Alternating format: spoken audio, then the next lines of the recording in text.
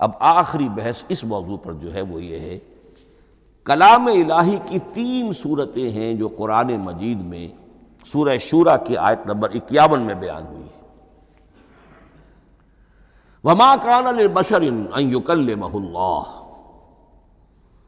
کسی بشر، کسی انسان کی یہ حیثیت نہیں ہے، مقام نہیں ہے کہ اللہ اس سے کلام کرے۔ یہ نہیں کہا کہ اللہ کے لیے ممکن نہیں ہے، نہیں، اللہ کے لیے تو ہر شے ممکن ہے، لیکن کسی بشر کا یہ مقام نہیں ہے کہ اللہ اس سے کلام کرے۔ مخلوق ہے، بشر ہے۔ ما کان لبشر ان یکلمہ اللہ الا اب 3 شکلیں آئیں، الا وحیا او من وراء حجاب او یرسل رسولا فیوحی باذنہ ما یشاء انہ علی حکیم۔ 3 صورتیں ہیں کلام الہی کی۔ یا تو براہ راست اللہ وحی کرتا ہے بغیر کسی فرشتے کی درمیان میں ذریعہ بنائے ہوئے، اسی کا نام الہام ہے، اسی کا نام تحدیث ہے۔ یہ غیر نبی کے ساتھ بھی ہوتا ہے۔ حضور نے فرمایا ہر نبی کی امت میں محدث ہوتے تھے جن سے اللہ کلام کرتا تھا، اور میری امت کا محدث عمر ہے رضی اللہ تعالی عنہ۔ محدث، محدث نہیں، محدث کے معنی ہے علم حدیث کا ماہر۔ امام بخاری محدث ہیں، امام مسلم محدث ہیں۔ محدث تحدیث سے مفعول بنا، جس سے بات کی جاتی ہے، محدث۔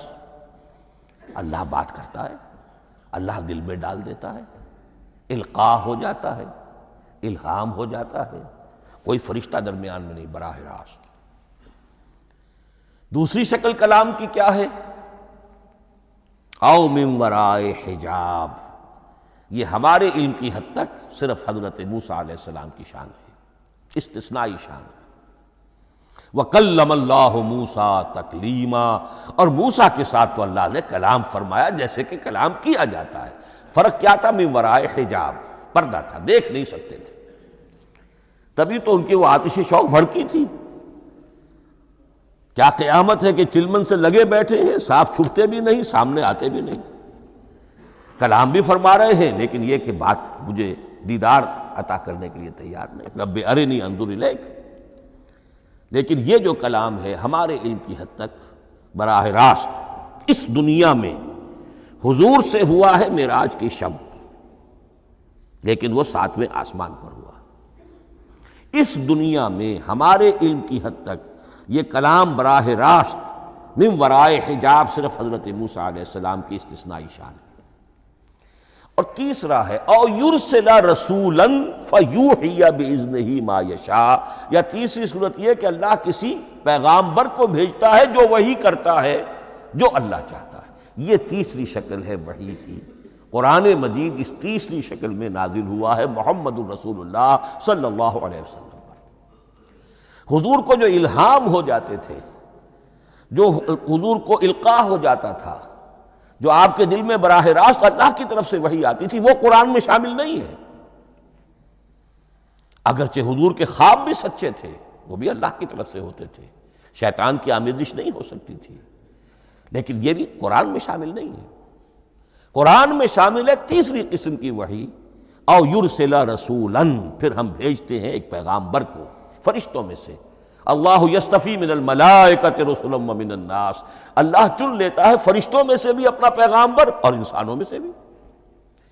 تو فرشتے کے ذریعے سے ایک فرشتہ جو اللہ سے لیتا ہے اور انسان، رسول انسان تک پہنچا دیتا ہے۔ اب وہ رسول انسان، رسول بشر جو ہے وہ اپنے ہم نوع، ہم جنس لوگوں کو پہنچاتا ہے۔